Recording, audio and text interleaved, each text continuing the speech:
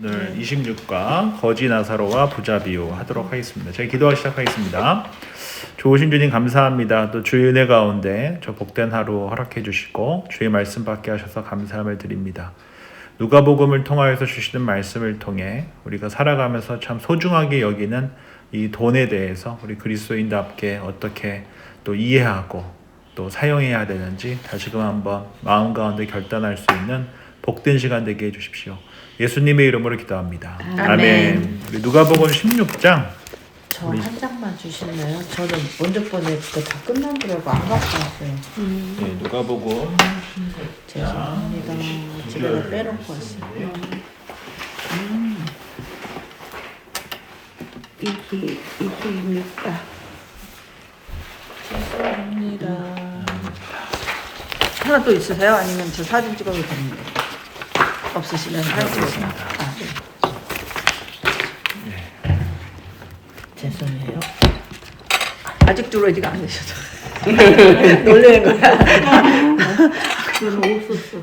우리 3나누기 1번 보시면 이제 지금까지 산 인생을 두 부분으로 나누면 그 분기점은 무엇이었습니까? 인생의 전반전과 후반전 중 어디가 더 나았습니까?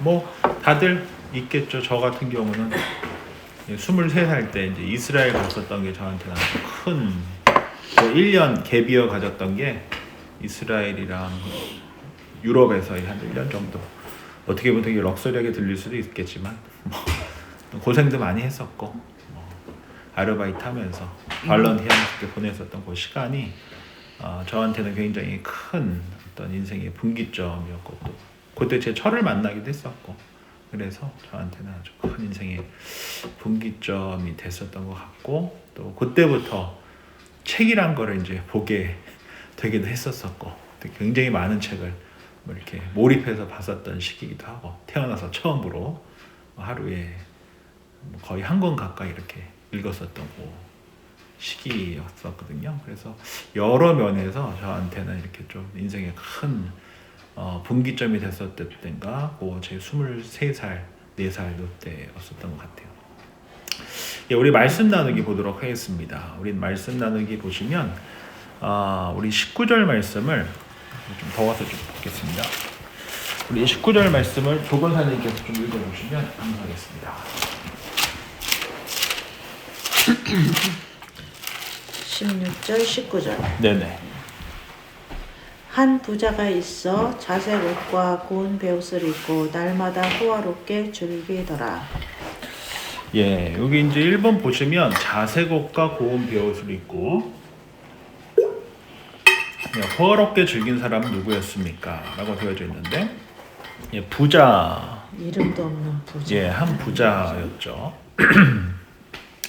이 본문을 이해하는 데 있어서 아주 중요한 부분이 있는데요. 바로 우리가 지난주에 한 편 살펴본 것처럼 이 16장의 앞에 청지기 비유가 있고 그 다음에 14절부터 18절 사이에 이 돈을 좋아하는 자들이라고 하는 이 바리새인들에 대한 내용이 있단 말이에요. 그리고 나서 부자와 거지 죄송합니다. 예, 부자와 거지 비유가 나온다는 것을 우리가 여기서 볼 필요가 있습니다.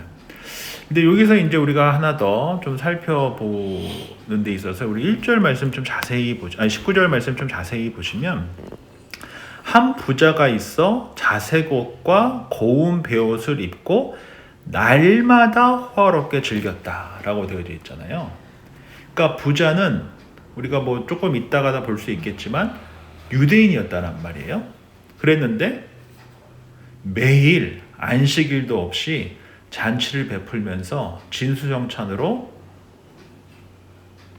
먹었고 매일매일 그랬으며 부자가 입는 옷인 이 자주색 옷, 이 왕의 옷을 입고 또 부자가 입은 그 속옷은 린넨으로 당시 금값보다도 더 비쌌다라고 하거든요.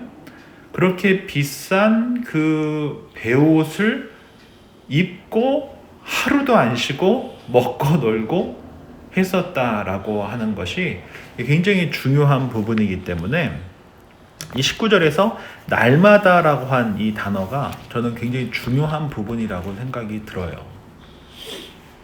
그래서 유대인이었던 그가 뭐 했었다는 것을 볼 수 있습니까? 유대인의 정체성을 갖고 살지 않았다. 다른 말로 하면은 하나님을 멀리했다. 하나님에 대해서 무관심했었다라고 하는 것을 요 단어를 통해서 알 수 있다라는 것이죠. 또 우리 보시면 이 호화롭게 즐겼다라고 되어져 있는데 이거 원어로 보면은 아주 세속적으로 환락의 축연을 보냈다. 아주 럭셔리하게 사치 생활을 했다. 아주 사치 극치였다. 뭐 세속적으로 아주 장난이 아니었다.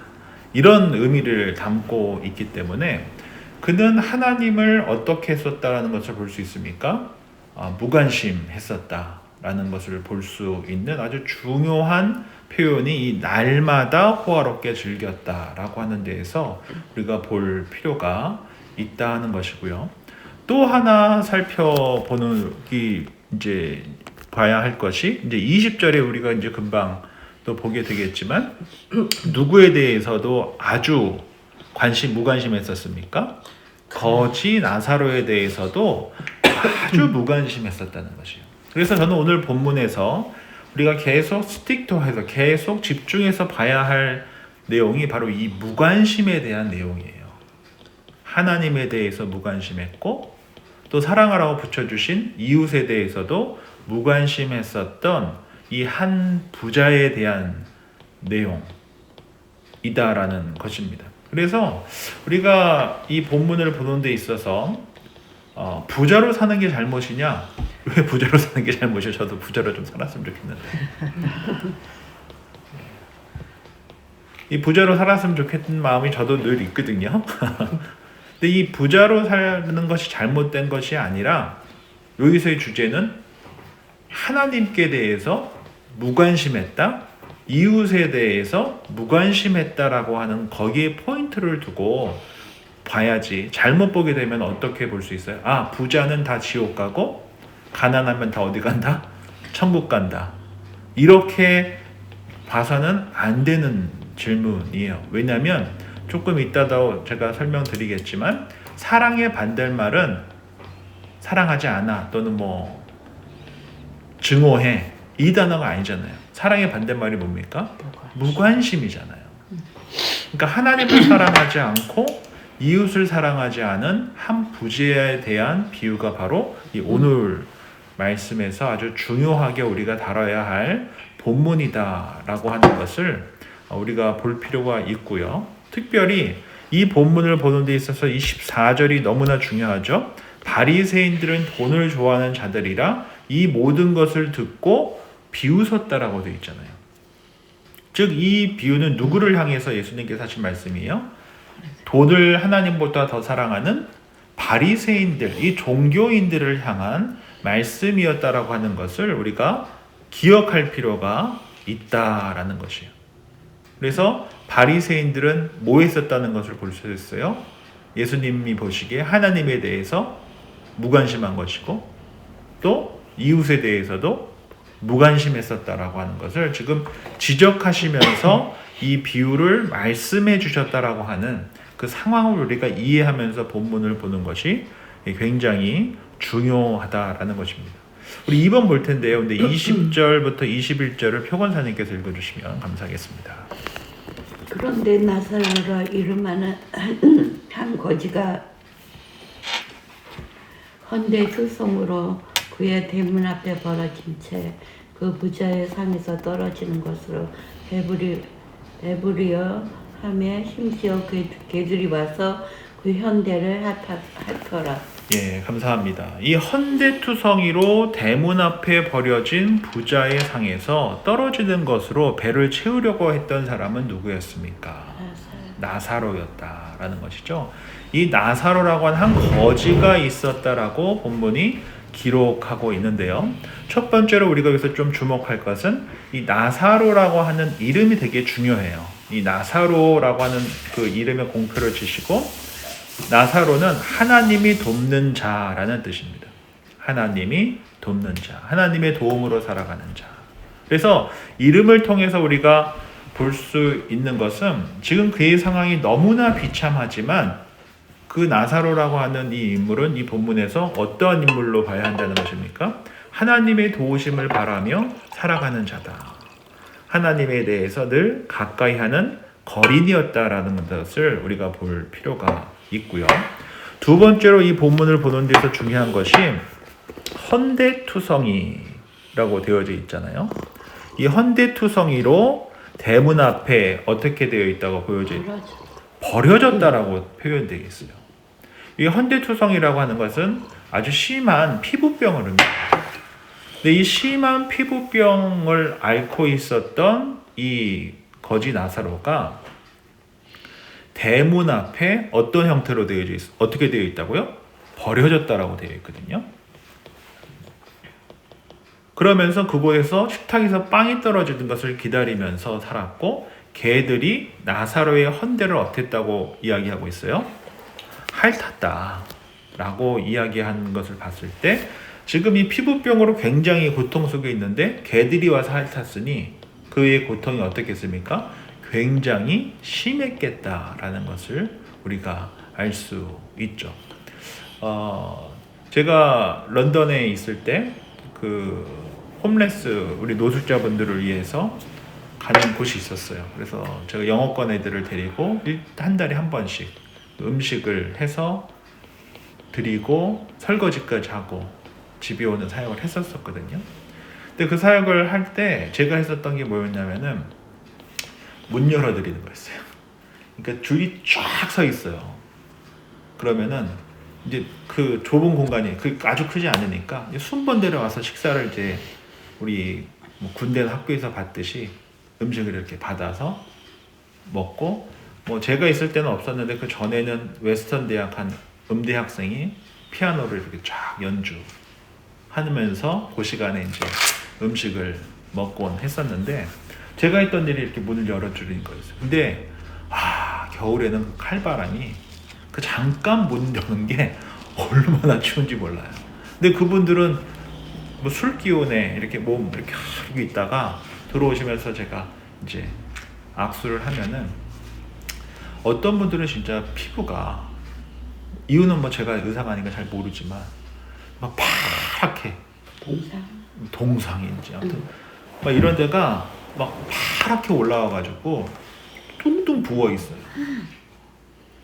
근데 제가 한번 그러면서 이제 그렇게 식사를 하시고 가실 때 지금은 이제 팀월튼에서 그 사역을 이제 안 한다고 들었는데 팀월튼에서 레프트오버가 있잖아요. 그러면 이제 레프트오버를 비닐에다가 하나씩 뭐 베이글 하나, 머핀 하나, 도넛 하나 이렇게 해서 묶어가지고 나가실 때 이렇게 전해드리는 사역을 했었단 말이에요. 그때 이제 뭐 악수도 하고 전해도 드리면서 이제 보는데 저도 사실 쉽지가 않더라고요. 피부에 이렇게 파랗게 이렇게 보라색으로 올라오고 아마 권사님 말씀대로 동상이나 뭐 어떤 형태의 피부병일 텐데 그게 참 쉽지 않았었거든요.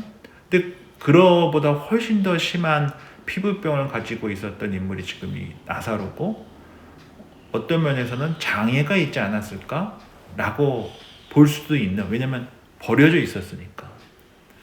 근데 그러한 피부병을 갖고 있는 이 나사로에게 개들이 가서 그것을 이렇게 핥았다라고 하는 것은 아마 큰 병균이 더 없는 아주 더 악화시키는 상황이었다라고 하는 것을 보여주고자 이렇게 표현한 것이 아닐까라고 하는 것을 우리가 볼 수가 있고, 그러한 상황이 있음에도 불구하고 이 한 부자는 이 거지 나사로를 다른 곳에 보내지는 않았어요.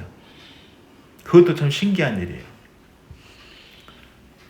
그 정도 됐으면 사실 뭐 다른 곳으로 보낼 만도 한데 다른 곳에 보내지도 않고 평생을 그 자리에서 버려진 채 있었다라고 하는 것이 제가 해석하기로는 그만큼 부자가 매일매일 향락에 빠져 있으면서 하나님에 대해서도 무관심했고 사람에 대해서도 무관심했다라고 하는 것을 강조해주고 싶은 거거든요. 사실 이 베리 다운타운만 해도 좋은 동네 사시는 분들도 다운타운에 갈 일이 없는 분들은 베리에 노숙자들이 많아요. 이런 분들이 있을까요, 없을까요? 저는 있을 거라고 생각이 들어요. 저는 굉장히 대부분의 사람이 그럴 거라고 생각이 들어요. 뭐 다운타운에 그렇게 갈 일이 사실 뭐 많지 않잖아요. 거기서 뭐 비즈니스를 하신다거나 거주하신다거나 그렇지 않으시고 그냥 뭐 계시는 분들은 글쎄요, 뭐 그렇게 심각한 문제인가? 라고 하시는 분들이 분명히 있을 것 같거든요. 근데 겨울에 가서 보면은 저기 나무 이런데 울거진데 이렇게 보면은 자세히 보면은 모르다가 거기 텐트 치고 계시는 분들 무지 많습니다. 텐트 치고 계시는 분들 잘 안 보여서 그렇지. 그냥 관심 없이 그냥 고속도로 타고 이게 400 타고 왔다 갔다 하고 뭐 그러다 보면은 몰라요.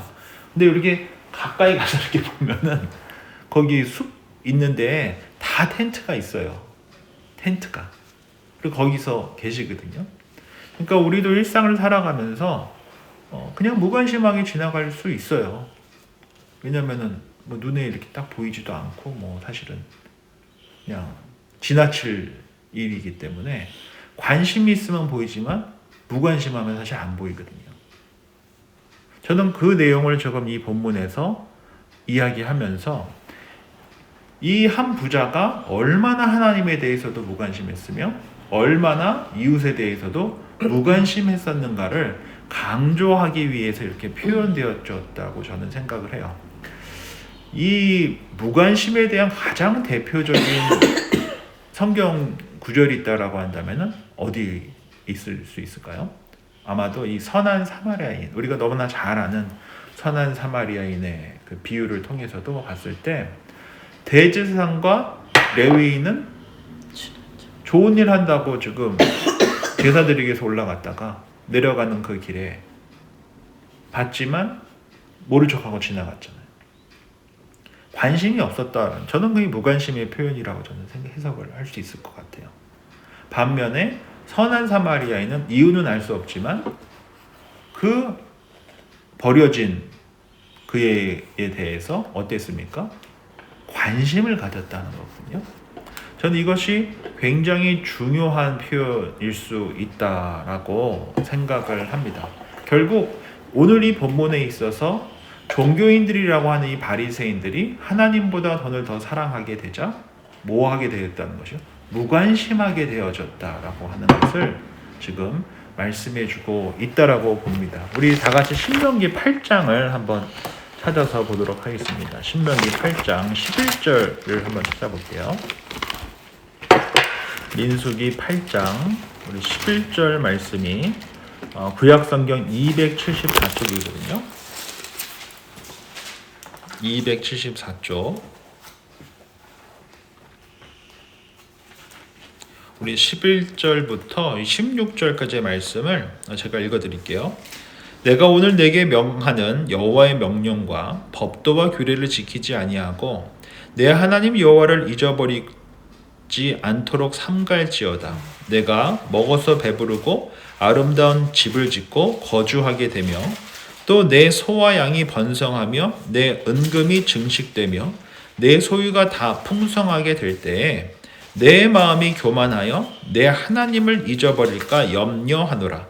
여호와는 너를 애굽 땅 종 되었던 집에서 이끌어내시고 너를 인도하여 그 광대하고 위험한 광야 곧 불뱀과 정갈이 있고 물이 없는 간조한 땅을 지나게 하셨으며 또 너를 위하여 단단한 반석에서 물을 내셨으며 내 조상들도 알지 못하던 만나를 광야에서 내게 먹이셨나니 이는 다 너를 낮추시며 너를 시험하사 마침내 내게 복을 주려 하심이었느니라.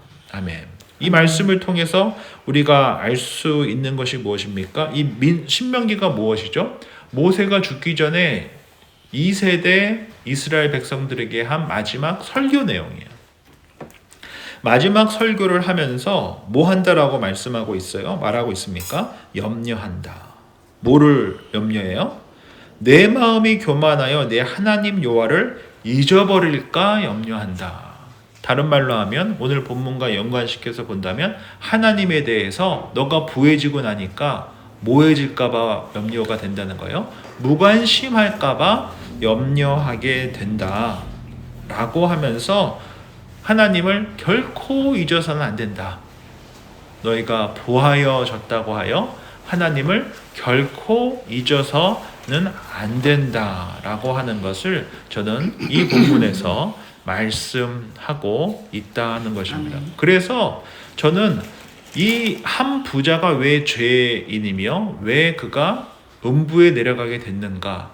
그의 죄는 다른 게 아니라 무관심이었다는 거예요.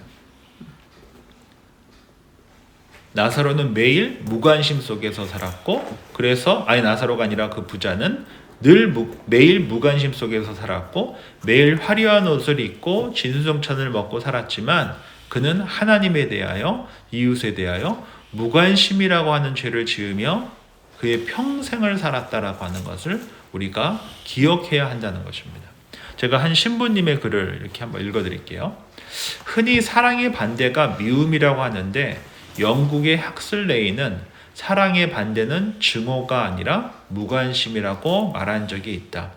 증오도 사랑처럼 관심이 있어서 생기는 것이고 이들이 한 손의 등과 바닥 같으니 사랑의 반대라고 할 수 없다.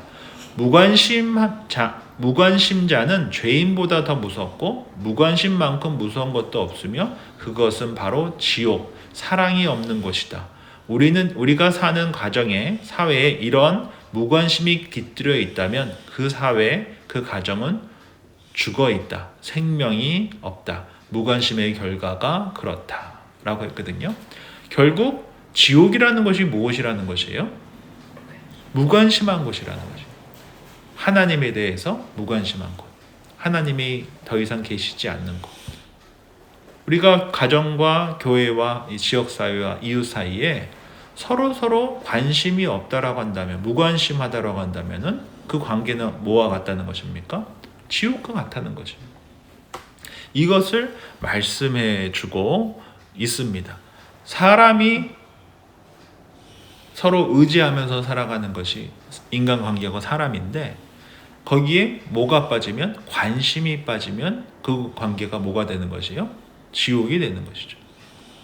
가정 가운데도 마찬가지고 교회 공동체 가운데도 마찬가지고 우리가 살아가는 일상이라고 하는 그곳에 무관심이 있다면, 무관심으로 살아간다면 그것이 뭐와 같다는 것입니까? 지옥과 같다라고 이 신부님이 이야기하고 있습니다.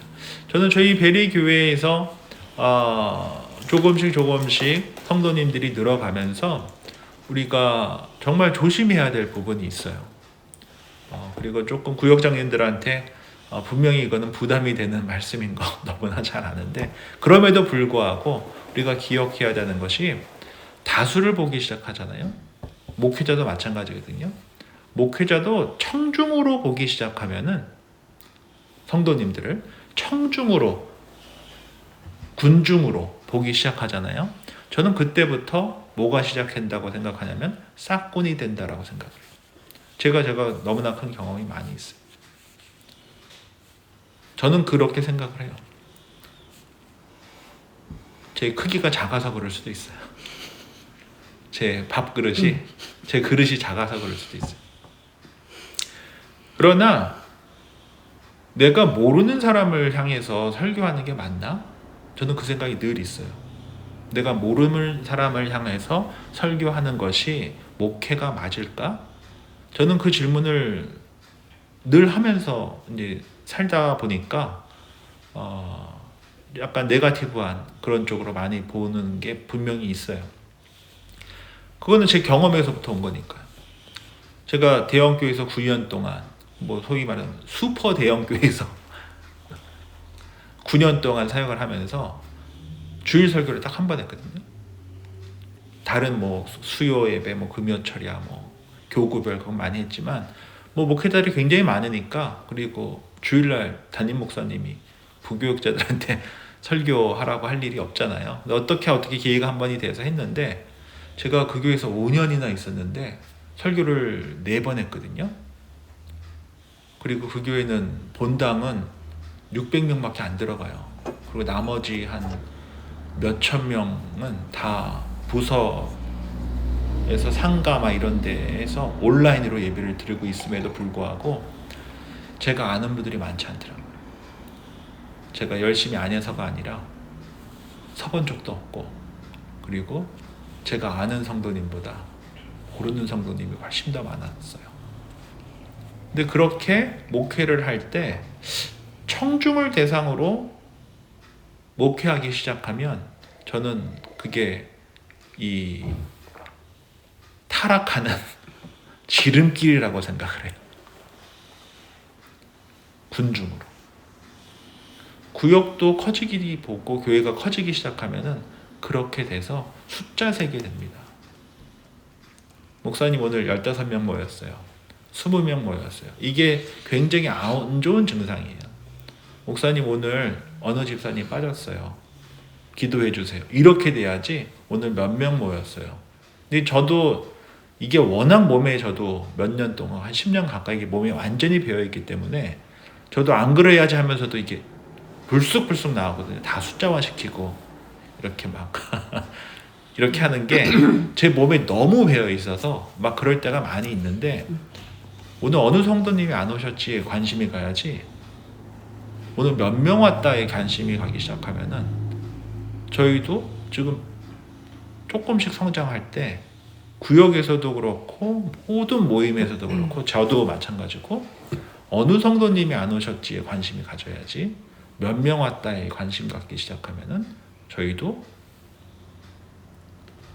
쉽게 타락할 수 있습니다. 표현이 조금 거칠긴 하지만. 그래서 구역장님들께서도 이제 뭐 한 20명, 15에서 지금 20명씩 구역원들이 되신단 말이에요. 그랬을 때 우리가 이 마음을 굉장히 잘 이렇게 지키지 않으면 사실 금방 흐트러지기 쉬우니까 저도 그렇고 우리 구역장님들도 그렇고 무관심해지지 않도록 한 사람 한 사람에게 정말 애를 쓰는 것, 이거 굉장히 중요한 부분이다라고 생각을 합니다. 우리 22절 말씀을 우리 박 집사님께서 읽어주시면 감사하겠습니다. 이에 그 거지가 죽어 천사들에게 받들려 아브라함의 품에 들어가고 부자도 죽어 장사되매. 예, 감사합니다. 세월이 지나 거지 나사로와 부자가 모두 죽었습니다. 그때 거지는 천사들에게 받들려 어디로 들어갔습니까? 아브라함의 품에 들어갔다라고 되어져 있죠. 이 아브라함의 품에라고 하는 것은 무엇을 상징할까요? 하나님이 계시는 것, 천국을 의미한다라고 볼 수 있습니다. 우리가 한번 상상해 보면 부자는 죽었을 때 장례식을 어마어마하게 크게 했겠죠. 뭐 저도 다양한 형태의 그 장례식을 가봤는데 그 조화를 붙일 데가 없어서 조화는 어디다 다 반납하고 그 어디서 보냈다고 이렇게 이름 붙어 있는 거 있잖아요. 띠 같은 거. 띠만 쫙 그냥 한층 전체를 다 도배하다시피 하고 대통령 누구 뭐 이렇게 앞에 하나, 어느 대학 나왔는지 뭐 그거 하나, 회사 하나, 거기만 딱. 저희 아버지 돌아가셨을 때 보니까 그렇게 했더라. 100명, 그 빠간이 100개 정도가 들어오니까 할 수가 없으니까 앞에다 이렇게 해놓고 띠를 전부 해가지고 사진을 띠만 쫙. 그래서 장례식장 한 층을 싹 다 도배하는 그런 장례식장 아마 가보신 경험이, 저도 그런 경험이 여러 번 있거든요. 근데 제가 가본 장례식 중에서 가장 초라했었던 장례식이 저희 구역장님이셨는데 자매셨는데 자매가 두 분 다 결혼을 안 하셨었어요. 그리고 부모님 다 돌아가시고 그랬는데 이제 가족들이 없더라고요. 그래서 구역장님이랑 저희 교구에 있었던 구역장님들 몇 분이랑 그 화장장에 가서 화장하고 그냥 이렇게 조그만 종이 상자 같은, 나무 상자 같은 데다가 그 뼈를 판 거를 이렇게 받아요. 그거를 거기 보면 물, 흐르는 물이 있어요. 그 흐르는 물에 이렇게 흘려 보내고 끝났어요. 그때 이제 제가 교구 목사로 가서 기도해드리고 위로해드리고 이렇게 했었던, 제가 경험했었던 가장 소박하고 초라하다는 표현이 어떤지 잘 모르겠는데 그런 장례식이었어요. 아마도 이 거지 나사로의 장례식은 없었을 것 같아요.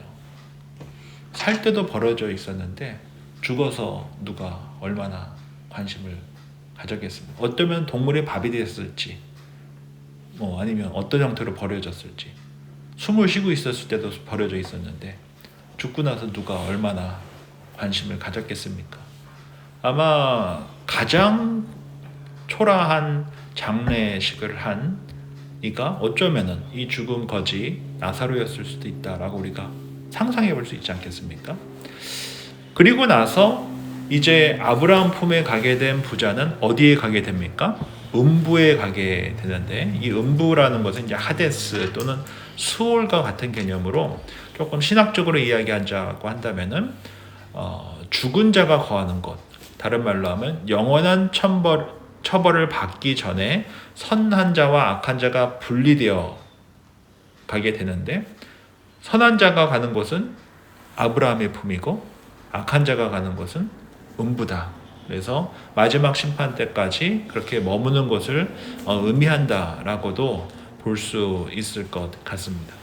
그래서 가난하다고 해서 아브라함 품에 간 것이 아니라, 부자라고 해서 음부에 간 것이 아니라, 무관심했기 때문에, 하나님과 이웃에 대해서 무관심했기 때문에 이 한 부자는 음부에 갔다라고 봐야 할 것이고, 이 나사로는 평생을 버려진 자로 살았음에도 불구하고 장례식마저 했는지 안 했는지 알 수 없지만, 그의 이름을 통해서 우리가 그냥 해석하기는 그는 늘 하나님의 도움으로 살아왔고 하나님의 도움을 바라며 살았던 인물이었다라고 봤을 때, 그는 죽어서 장례식도 없이 죽어 버려졌을지 모르지만 그는 아브라함의 품에 안겨 있다라고 성경이 말씀하고 있습니다. 이제 이어서 우리가 누가복음 우리 16장 23절 24절을 우리 김지은 집사님께서 읽어주시면 감사하겠습니다. 저가 음부에서 고통 중에 눈을 들어 멀리 아브라함과 그의 품에 있는 나사로를 보고 불러 가로되 아버지 아브라함이여 나를 긍휼히 여기사 나사로를 보내어 그 손가락 끝에 물을 찍어 내 혀를 서늘하게 하소서. 내가 이 불꽃 가운데서 고민하나이다.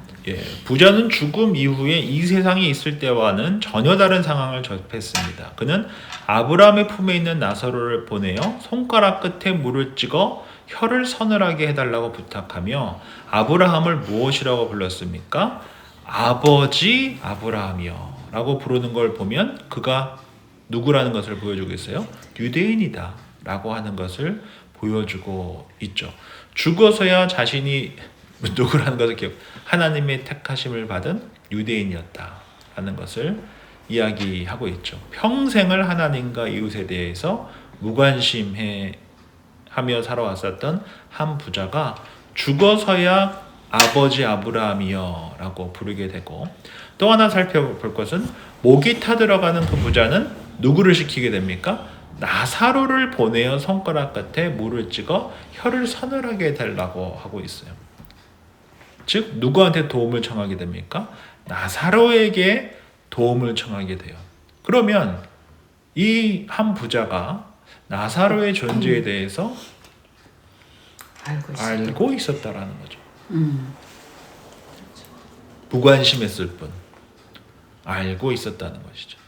그리고 현세와 내세가 완전히 역전되어져 있고, 24절에 보면 불꽃에서 고통 가운데 있었다라고 되어져 있을 때, 이 죄인의 최종적인 운명과 연관된 것으로 심판의 불구덩이 속에서 고통받으며 아브라함을 애타게 불러야만 했었던 상황에 놓이게 된 이가 바로 이 한 부자였고, 반면 거지 나사로는 이 본문에서 한마디도 하질 않습니다.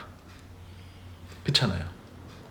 그냥 아브라함의 품에 평안과 안식하며 안겨있는 것만 묘사될 뿐 단 한마디도 이야기하지 않고 있다라고 하는 것을 우리가 주목할 필요가 있는 것이죠. 우리 5번 보겠습니다. 우리 24절, 25절을 조건사님께서 읽어주시면 감사하겠습니다. 불러 이르되 아버지 아브라함이여 나를 긍휼히 여기사 나사로를 보내어 그 손가락 끝에 물을 적셔 내 혀를 서늘하게 하소서. 내가 이 불꽃 가운데서 괴로워하나이다. 아브라함이 이르되 예 너는 살아있을 때 좋은 것을 받았고 나사로는 고난을 받았으니 이것을 기억하라. 이제 그는 여기서 위로를 받고 너는 괴로움을 받느니라. 감사합니다. 이 5번 보면 물방울을 통하여 자신의 혀가 서늘하게 되기를 요청한 부자에게 아브라함은 세상에서는 부자와 나사로가 각각 좋은 것과 고난을 받았다라고 했습니다. 하지만 그 후에는 각각 무엇을 받는다고 했습니까? 나사로는 위로를 받고 부자는 괴로움을 받는다. 부자는 매일같이 호화롭게 살았죠. 안식일을 거룩하게 지키지도 않았고 3대 절기인 유월절, 오순절, 초막절을 지키지도 않았고 고아와 과부와 나그네와 같이 극심한 가난에 있는 자들을 도와야 하는 의무가 그들에게 분명히 있었음에도 불구하고 그는 매일 잔치를 베풀며 나사로와 같이 가난한 이웃들에 대해서 그 어떤 배려도 없이 무관심했었다라고 하는 것을 볼 수 있죠. 그 결과 그는 지옥불에 떨어지게 되고 반면 하나님의 도움을 구하며 살았었던 세상 속에서 벌어졌던 거지 나사로는 그 가운데에서 죽고 나서 위로를 받았다라고 하는 것을 보여주고 있습니다. 우리 6번 보겠습니다. 우리 26절 말씀을 표건사님 부탁드립니다. 그뿐 아니라 너희와 우리 사이에 큰 구렁텅이가 놓여 있어. 여기서 너희에게 건너가 보자되 갈 수 없고 거기서 우리에게 건너올 수도 없게 하였느니라. 예, 감사합니다. 아브라함은 부자에게 너희와 너희 사이에 무엇이 있어 서로 건너가거나 건너올 수 없다고 했습니까? 큰 구렁텅이가 있다. 그래서 이 큰 구렁텅이라고 하는 것은 아주 깊은 틈 또는 시면, 아주 넘을 수 없는 벽 이런 것들을 의미할 텐데요. 제가 이 본문을 보면서 아마 제 세대만 해도 저희 여름 성경학교 하면 거의 한 번도 빠지지 않고 나왔었던 인형극이 바로 이 부자와 거지 나사로예요. 그렇지 않았어요? 저 때만 해도 그렇거든요. 여름 성경학교 교회에서 인형극이 그때는 굉장히 유행했었는데 그때 한 번도 빠지지 않고 제가 봤었던 이 인형극이 이 부자와 거지 나사로였는데 그때 보면은 아무튼 그 인형극 사이에 큰 무슨 구덩이 같은 걸 만들어 놓고 아브라함 폼에 있는 거지 나사로는 약간 높이 있고 이 부자는 아래 있고 처음에는 거꾸로 돼 있다가 이게 이렇게 바뀌어지게 되죠. 그래서 구글로 한번 한 부자와 거지 나사로 인형극 하면은 나와요. 그거 한번 보시면 비슷해요. 근데 그 인형극을 통하여서 이야기하고 싶었던 것이 분명하잖아요. 그게 뭐냐면 죽어서 음부에 가고 죽어서 하나님 아버지 품에 안기게 되면 더 이상의 선택은 없다는 거예요. 이 큰 구렁텅이가 이야기하고 있는 것은 그 누구도 넘어갈 수 없다는 거예요. 그것이 사실 가장 중요한 키 아니겠습니까? 이런 이야기를 하죠. 지옥에 가면 한 소리만 들린대요. 단어 하나. 뭔지 아세요? 뜨거워? 또 껄껄껄껄. 후회하는 거, 네. 이럴 걸, 살았을 때 이럴 걸, 말씀 좀 저럴 볼 걸. 볼걸. 교회도 나가볼 걸. 교회도 나갈 걸. 예수님 그렇게 믿으라고 했는데 믿을 걸, 들을 걸, 따를 걸, 좀 전도할 걸, 뭐 할 걸. 껄껄껄껄 소리만 들린다. 그래서 지옥을 껄껄껄껄이라고 한다라고 하죠. 결국 우리가 지금 살아가고 하는 단 한 번밖에 없는 인생 속에서 우리가 어떠한 선택을 하며 살아가느냐에 따라서 우리 죽고 이후에 가는 곳이 정해진다라고 하는 너무 원색적이지만 너무나 사실인 이 복음을 담고 있는 비유가 바로 이 부자와 거지 나사로의 비유이고, 이것을 통하여서 한 번 사는 인생을 내가 어떻게 살아야 하는지에 대해서 가장 명백하게 보여주는 비유 또한 저는 이 부자와 나사로의 비유라고 생각을 합니다. 우리 7번 보도록 하겠습니다. 우리 7번 우리 29절 말씀을 박 집사님께서 읽어주시면 감사하겠습니다. 아브라함이 이르되 그들에게 모세와 선지자들이 있으니 그들에게 들을지니라. 예, 감사합니다.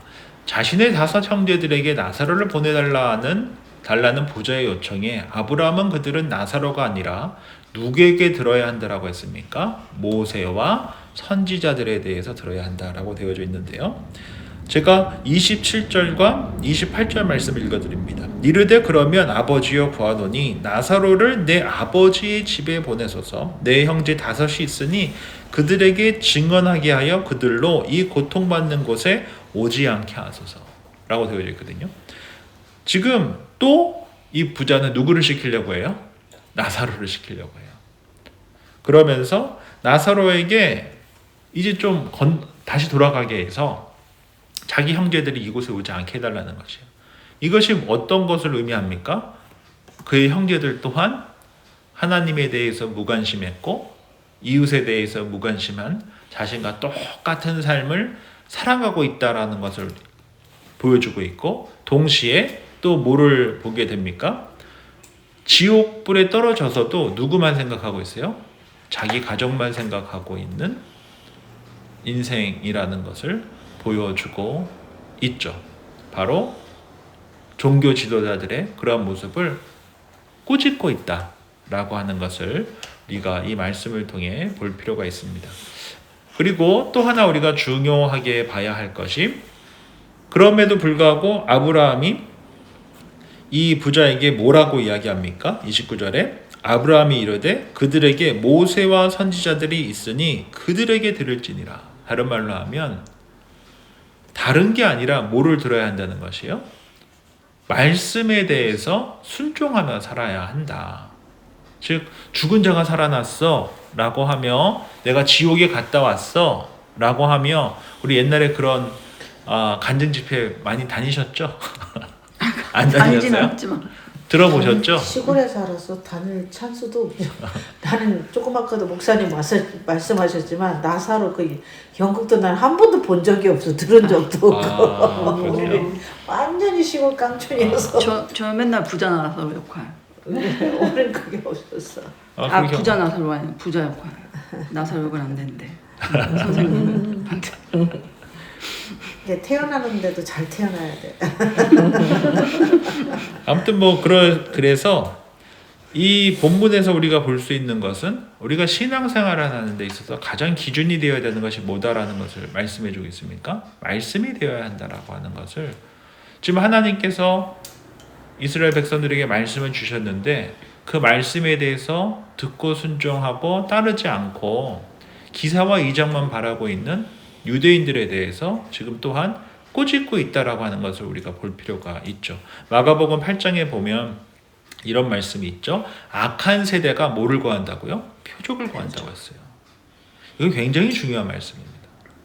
악한 세대일수록 뭐를 구해요? 표적을 구해요. 그래서 말씀 제가 이제 38절부터 40절 보면 그때의 서기관과 바리새인 중 몇 사람이 말하되 선생님이여 우리에게 표적 보여주시기를 원하나이다. 예수께서 대답하여 이르되 악하고 음란한 세대가 표적을 구하나 선지자 요나의 표적밖에는 보일 표적이 없느니라. 요나가 밤낮 사흘 동안 큰 물고기 뱃속에 있었던 것 같이 인자도 밤낮 사흘 동안 땅속에 있으리라. 다른 말로 하면 무엇입니까? 예수님의 죽음과 부활 외에는 너희에게 보여줄 것이 없다 라고 말씀해 주신 거예요. 하나님의 말씀으로 살아야지. 그리고 이제 예수님의 죽음과 부활 외에는, 십자가 복음 외에는 너희에게 보여줄 게 없다. 내가 이를 위해서 왔으니까. 악한 세대일수록 뭐를 구합니까? 표적을 구한다. 이것을 결코 잊으시면 안 된다라고 하는 것이죠. 오늘은 우리가 이제 누가복음 16장 전체를 통해서 보게 되는 것은 한 번 사는 인생을 무엇을 붙들고 살아야 돼요? 하나님의 말씀을 붙들고 살아야 되고, 물론 돈이 너무 소중하고 필요하지만 하나님보다 더 사랑해서는 안 되며, 또 하나님께서 주신 귀한 은사로 알고 하나님 사랑, 이웃 사랑을 실천하며, 다른 말로 하면, 오늘 표현으로 하면은 하나님에 대해서 관심을 갖고, 하나님 일에 대해서 관심을 갖고, 하나님께서 붙여주신 사랑해야 될 이들에 대해서 관심을 갖고 살아가는 것이, 이를 위해서 나의 것을 나누며 살아가는 것이 참으로 중요하다라고 하는 것을 한 번 더 기억할 수 있는 그런 시간이 되었으면 합니다.